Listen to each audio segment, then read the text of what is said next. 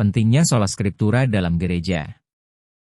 Saya sering membaca atau mendengar komen-komen dari umat Katolik tentang kanonisasi Alkitab, yang mana menurut mereka bahwa yang berjasa dalam mengkanonkan kitab Perjanjian Baru adalah Gereja Katolik.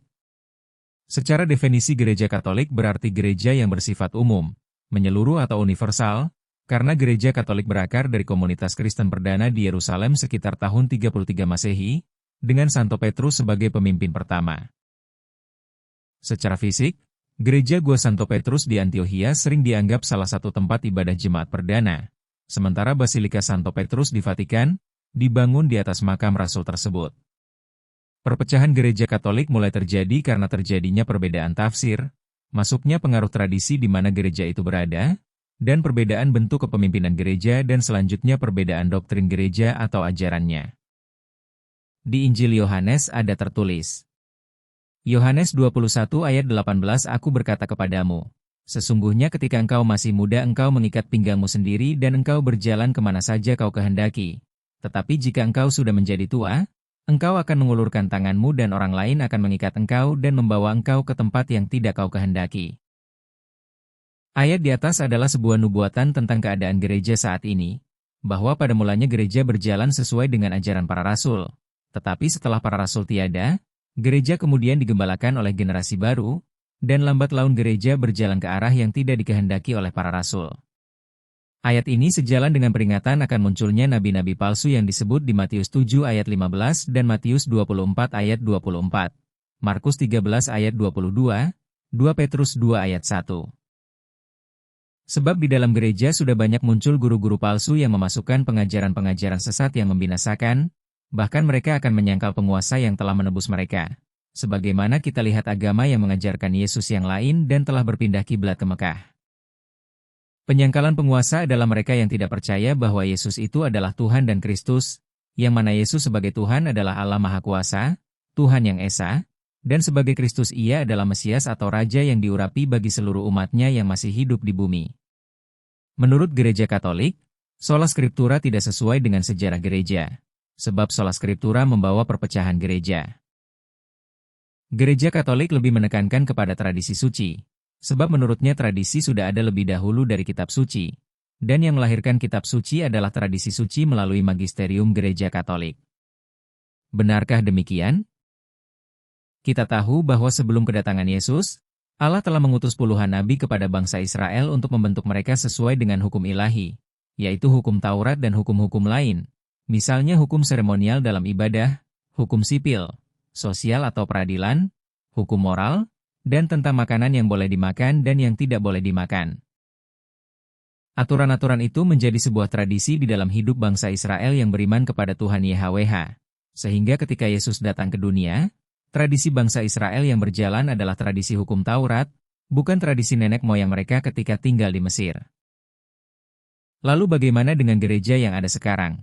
Apakah gereja boleh dipengaruhi oleh tradisi atau budaya setempat yang merupakan budaya penyembahan kepada roh leluhur atau aturan-aturan dalam ritual dalam menjalankan agama tradisi mereka? Ada banyak ajaran gereja yang menyimpang dari ajaran yang diberitakan di kitab Injil.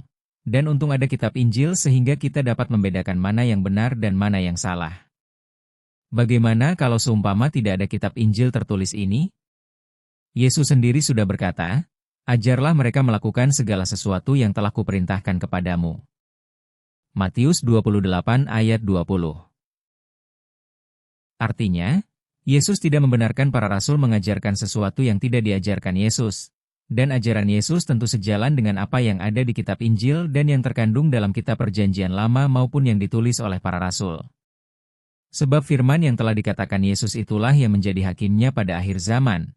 Bukan ajaran-ajaran gereja yang tidak diperintahkan oleh Yesus. Dan di Galatia 1 ayat 8, Rasul Paulus telah berkata, tetapi sekalipun kami atau seorang malaikat dari sorga yang memberitakan kepada kamu suatu Injil yang berbeda dengan Injil yang telah kami beritakan kepadamu, terkutuklah dia. Oleh karena itu, kitab Injil inilah yang menjadi dasar, pedoman, tolak ukur atau parameter semua ajaran dalam kekristenan. Ajaran yang menyimpang dari ajaran yang terkandung di dalam kitab Injil tersebut tentu datangnya dari iblis. Hampir semua tradisi di luar bangsa Israel berakar dari tradisi penyembahan berhala, Sehingga jika aturan gereja atau tata cara beribadah dalam gereja mengadopsi tradisi daerah setempat, maka tindakan ini termasuk penyelewengan ajaran Kristus sebagaimana disebut dalam 2 Petrus 2 ayat 1.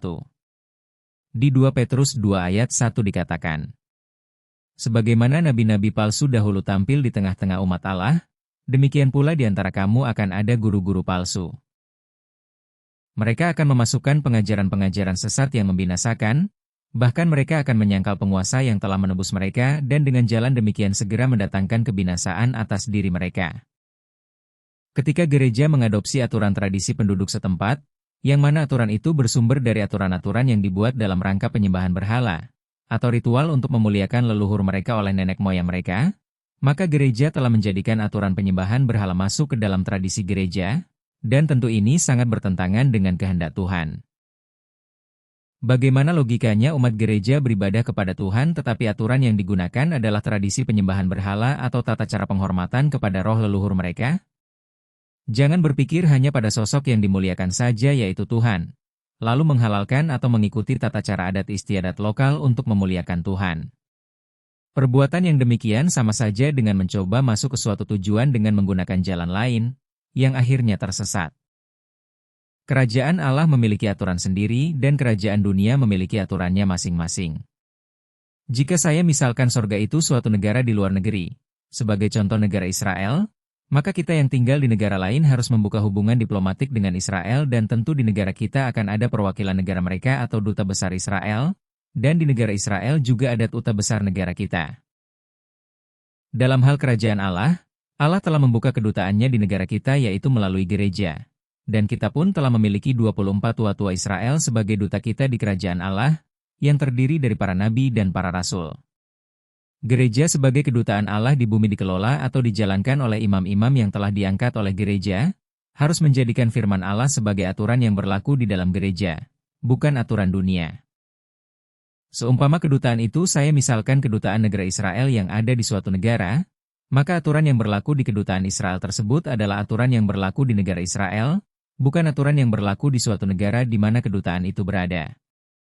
Jika kita menjadikan aturan negara kita atau tradisi kita untuk tinggal di Israel, berbaur dengan mereka, tentu kita akan ditolak, sebab mereka tidak mau tradisi dan budaya mereka diganggu oleh tradisi bangsa lain. Ke negara mana kita ingin pergi, maka kita harus menyesuaikan diri dan menjalankan aturan yang berlaku di negara itu. Oleh karena itu, tidak patut ajaran gereja dipengaruhi oleh tradisi lokal, atau gereja mengadopsi adat istiadat lokal ke dalam tradisi gereja, sebab tradisi lokal berakar dari ritual penyembahan dalam agama leluhur mereka. Untuk itu, Alkitab adalah satu-satunya otoritas tertinggi dan mutlak dijalankan dan sumber aturan dalam iman dan praktik ibadat dalam agama Kristen.